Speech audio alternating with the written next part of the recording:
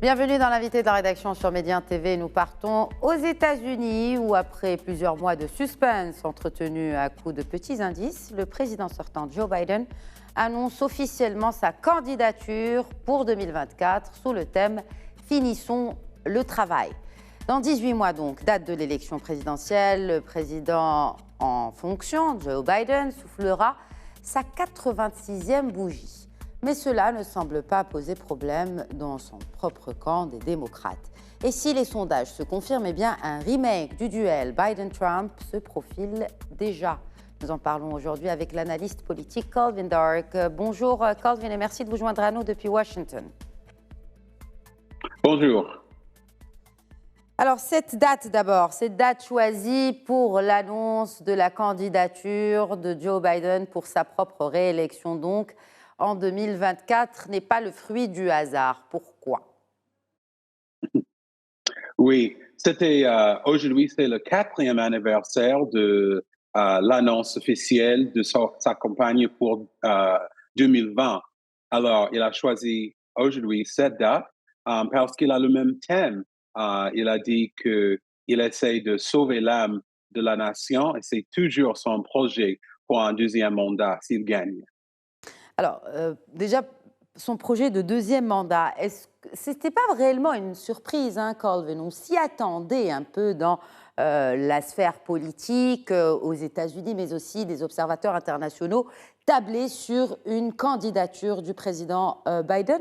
Mais la question que je me pose, pourquoi cette candidature est une évidence déjà dans son propre camp, pour les démocrates?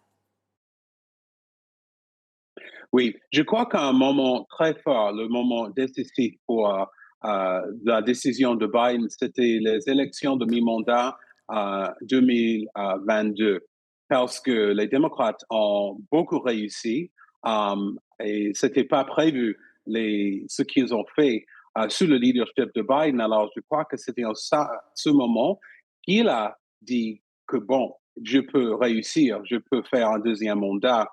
Et chez les démocrates, il y avait un défi parce que selon la tradition, ils allaient soutenir le président de leur parti, le Parti démocrate. Mais si, par exemple, Biden n'allait pas se présenter, il fallait le temps pour vraiment identifier et soutenir notre candidat parmi les leaders démocrates. Alors maintenant que Biden a fait l'annonce officielle, il y a un focus unique pour le Parti démocrate. Ça, c'est pas les primaires. Il n'y a pas de candidats sérieux dans les primaires pour les démocrates.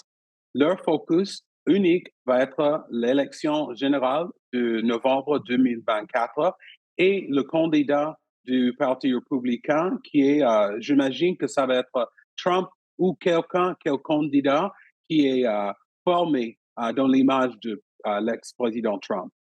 Oui, qu'on voit à l'image. Nous allons revenir pour le cas des Républicains, mais restons chez les démocrates. Est-ce que vous pensez qu'il pourrait y avoir de potentiels adversaires à cette candidature ou à Joe Biden au sein même de son camp?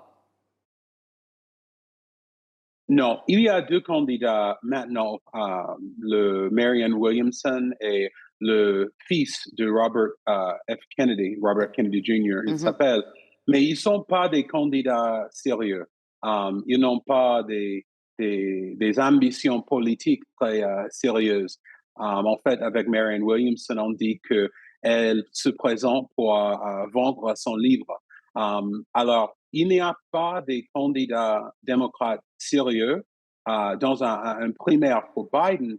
Et même les démocrates qui veulent pas qu'il se présente à cause de son âge, chez les démocrates progressistes, ils disent qu'il n'a pas très bien fait pour leurs priorités, les priorités des politiques progressistes. Mais je crois que tous les démocrates, ils vont ensemble soutenir Joe Biden. Mais je crois que dans les jours et semaines qui viennent, il y a des démocrates progressistes influents qui vont parler de son âge, ils vont parler du fait que le Biden candidat en 2020, il était très démocrate, très de gauche, mais comme président, il est très modéré au centre. Mais Ils vont dire qu'il faut des Biden, idées, John. oui, mais effectivement, dans sa campagne pour les élections de mi-mandat, il y a ce sujet du droit à l'avortement. C'est-à-dire que ce sont des sujets aussi qui plaisent à cette partie de l'électorat démocrate, à savoir donc vraiment l'extrême gauche, qui fait que il essaie quand même de séduire cette partie-là des démocrates, Calvin Dock. Mais est-ce qu'il réussit Oui, vraiment? je dis qu'il a fait du progrès avec ses projets de loi et ses réussites, mais ce n'est pas 100% ce qu'ils veulent. Et bien, ça, c'est la politique. On gagne tout ce qu'on veut, mais par exemple, les démocrates progressistes, ils disent qu'il n'a pas fait beaucoup pour l'environnement. Sur le plan pour le climate change qu'il a proposé, c'est très modéré. C'est pas le Green New Deal, comme on dit, les démocrates progressistes. Et aussi, il y a aussi des questions de budget, des programmes sociaux, Oui. qu'il a choisi quelques-uns, mais pas vraiment l'agenda qu'il a promis pendant sa campagne. Mais je crois que ces démocrates progressistes, ils vont se plaindre un peu, je dis maximum un mois, mais après ça, ils vont soutenir le candidat et se concentrer sur le Parti républicain et leur nominé, qui je pense que va être l'ancien président Trump. Alors, il y a la bataille qui va se jouer, bien sûr, sur le flanc économique. Et vous avez parlé tout à l'heure des prouesses de ce président, en l'occurrence, qui veut des emplois ou ramener des emplois manufacturiers aux États-Unis. Je cite bien sûr les propos du président Biden, reconstruire la classe moyenne américaine. Bon, est-ce que, Calvin Dirk, les bons chiffres sont le fruit, effectivement, de cette politique économique particulièrement inédite du président américain, ou ce sont tout simplement les fruits du rebond économique un peu mondial, et plus particulièrement aux États-Unis, post-Covid? Je crois que c'est un peu des deux. Et je crois que ça, c'est vraiment un défi pour Biden, parce que même le progrès économique qui est grâce à la loi qu'il a promulguée pour l'infrastructure, pour le American Recovery Plan après la pandémie de COVID, les Américains ne se sont pas en ce moment tous ces bénéfices. Et ils sont là dans les chiffres, mais l'Américain moyen ne se sent pas vraiment ce progrès économique. Alors, c'est pour ça que Biden, son défi, c'est de vraiment communiquer ce qu'il a fait, même si ce n'est pas très évident au niveau des foyers américains. Mais je crois que avant novembre 2024, ce progrès va être un peu plus évident et ça va faire un peu plus facile ce défi de communiquer les réussites de Biden aux électeurs américains. Alors, les électeurs américains, est-ce que les électeurs sont toujours conquis à Biden, ou se trouvent les voix ailleurs déjà? Je crois que si tu poses la question aux électeurs américains, s'ils veulent que Biden se présente pour un deuxième mandat, la majorité disent non. Et c'est la même chose pour Trump. 57%. Mais 57% sont contre, oui, même pas la réélection de Joe Biden, mais son action déjà. oui, c'est ça. Mais si tu changes la question, est-ce que tu veux Biden si l'alternative est Trump? Tout change. Ça, c'est 90% des démocrates vont choisir Biden, même avec son âge, même avec le taux d'approbation si bas. Oui, mais il y Parce a la que santé, Biden dit toujours, de Joe oui, Biden qui est en question aujourd'hui, et sa santé mentale aussi. oui, en fait, ça c'est vraiment un souci chez les démocrates, mais ils ont peur que l'autre possibilité de Trump, un deuxième mandat dans la Maison-Blanche, c'est pire que les soucis de la santé, vraiment la capacité de Biden de à la fois faire la campagne et être président. Ça, c'est dur pour quelqu'un la moitié de son âge. Alors, il y a bien des soucis, mais c'est un plus grand souci que Trump ait la possibilité d'être président encore une fois. OK. Alors, vous avez parlé, n'est-ce pas, de cette réélection. Est-ce que vous pensez qu'il a toutes ses chances, en sachant que c'est un peu une tradition aux États-Unis, quand les présidents se représentent, généralement, ils sont réélus. Est-ce que c'est le cas pour Joe Biden, selon vous, dans le sens où, effectivement, il y a ces questionnements sur sa santé, sur son âge, mais aussi sur son action. On parle de l'action au sein des États-Unis, mais il y a aussi l'action étrangère. Et je fais référence là au soutien à la guerre en Ukraine, etc. etc. Donc, est-ce que vous pensez que, malgré tout cela, il a ses chances pour briguer et pour être réélu, ce président américain, Joe Biden? Oui, oui, parce que tu sais, par exemple, l'économie, c'est toujours la priorité pour les électeurs américains. Même s'il y a des réussites et des défis au niveau international, ça, c'est pas vraiment une priorité pour les électeurs américains. Et même pour les électeurs qui n'aiment pas exactement le bilan de Biden pendant son premier mandat, comme je dis, Biden, il dit toujours qu'il ne faut pas me comparer à la Dieu Tout-Puissant, mais à l'alternative, c'est-à-dire Trump. Et même si Trump n'est pas le nominé du Parti républicain, c'est sûr qu'ils vont choisir quelqu'un avec la même politique de Trump. Alors, ça change tout. Même les démocrates progressistes, même en fait les républicains qui sont modérés, ils vont dire je n'aime pas exactement ce qu'il propose Biden. Le taux de probation parmi les modérés, c'est si bas pour Biden, mais c'est encore pire pour Trump. Ils vont donner leur soutien à Biden à cause de ça. Mais est-ce que vous pensez aussi que, effectivement, cette image du président pouvait ou pourrait être encornée par ces couacs répétitifs du président, et c'est l'image même de la grandeur des États-Unis qui est entachée à cause des agissements de son président?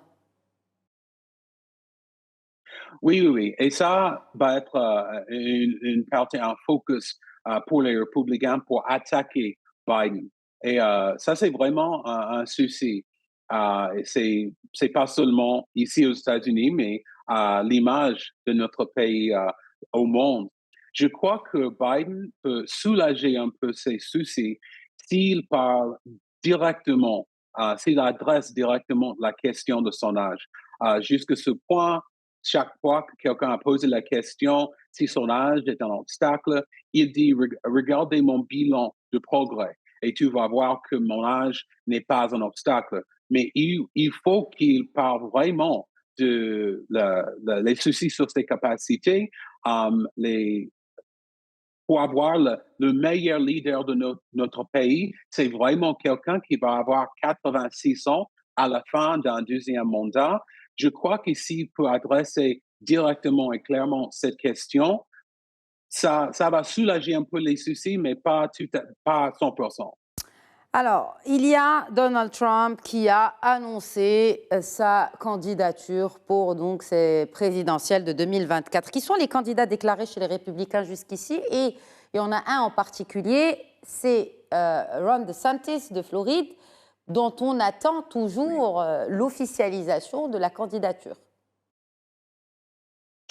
Oui, c'est clair chez les républicains parce que, à part de Trump, on a l'ambassadrice Nikki Haley, on a Asa Hutchinson, l'ancien gouverneur de l'État de Arkansas.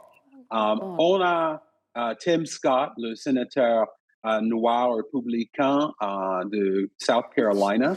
Il a dit qu'il est en train de prendre sa décision.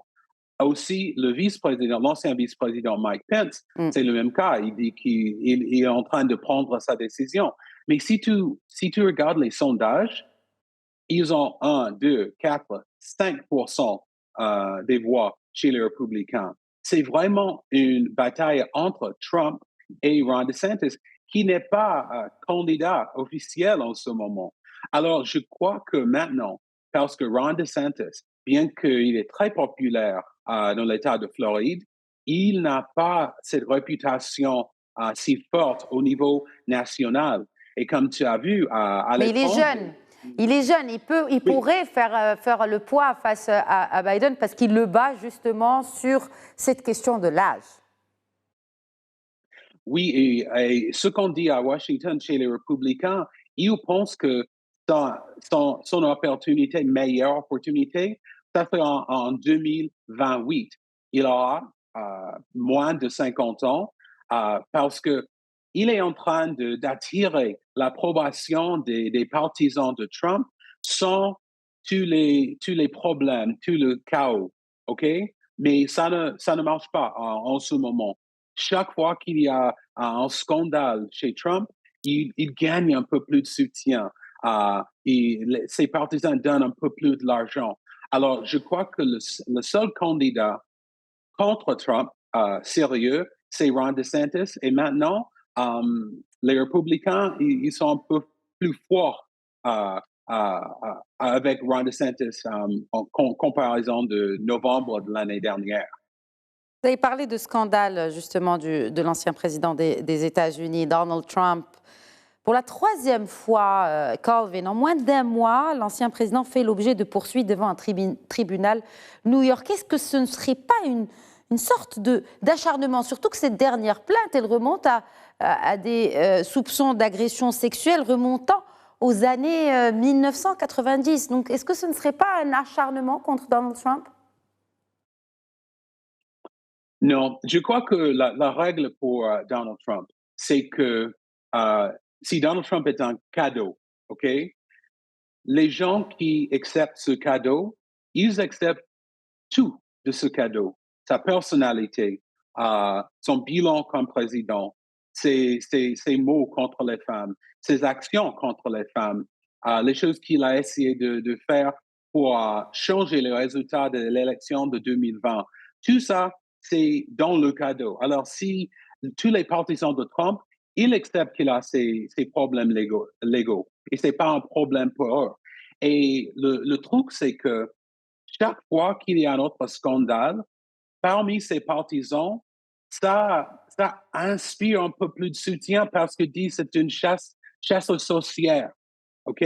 Alors, le problème au niveau de l'élection générale, Trump, il motive beaucoup le soutien parmi ses partisans, mais il n'ajoute pas des autres électeurs américains. Alors, ça veut dire que 135-40%, ils vont voter pour Trump. Même Trump a dit qu'il tire sur quelqu'un sur Fifth Avenue à New York, ses partisans vont toujours voter pour lui, et je crois que ça, c'est vrai. Mais le problème, il faut avoir plus de 40% pour gagner, et avec tous ces problèmes, il ne gagne plus des électeurs. Alors, c'est pour ça il va être le nominé pour le Parti républicain, mais il n'attire pas l'approbation des modérés et des démocrates et des indépendants. Et il joue aussi sur un point très important et qui crée la polémique, ce sont des sujets purement sociétaux et sociaux. Est-ce que vous ne pensez pas que grâce ou à cause justement de cette polémique, notamment du wokisme aux États-Unis, eh bien, ça risque de faire gagner des points de l'autre côté, même du côté de la gauche, de démocrates, vers Donald Trump qui est contre justement ces pratiques-là? Oui, et c'est vraiment le cas pour les républicains au centre qui soutiennent un peu les politiques de Trump, mais ils n'acceptent pas ces attaques, son racisme, son attaque contre le wokisme.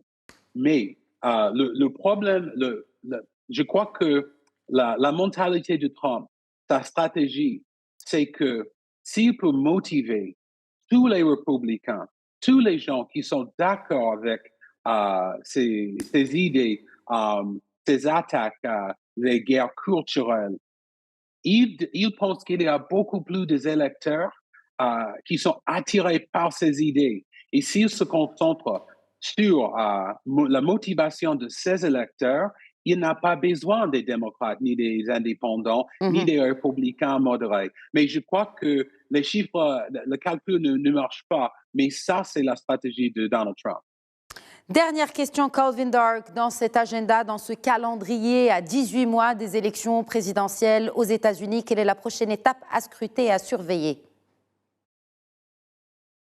Oui, je crois que la prochaine étape va être chez les républicains parce qu'ils vont commencer leur débat entre les candidats officiaux, je crois qu'en octobre, septembre.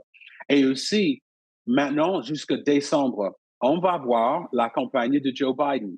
Et selon la Maison-Blanche, la campagne va être pour la plupart ce qu'il fait maintenant comme président. Parce que pendant que Trump a des problèmes légaux, il est toujours à la cour, il donne des discours de division, de racisme, on va voir président Biden ici aux États-Unis et à l'étranger en train d'être leader, en train d'être un négociateur avec la Chambre de représentants contrôlée par les républicains, le progrès, pas de chaos. Et je crois que ça va être sa campagne jusqu'à décembre. En janvier, tout ça commence, où on va avoir la campagne 24 sur 24 jusqu'au novembre 2024. Et c'est sûr que vous serez des nôtres, même à distance, Calvin Dark, pour commenter ce nouveau feuilleton de campagne présidentielle aux États-Unis d'Amérique. Merci beaucoup encore une fois d'avoir répondu à nos questions, Calvin. Bien sûr. Bien sûr. Merci beaucoup. Merci de nous avoir suivis. Très bonne suite des programmes.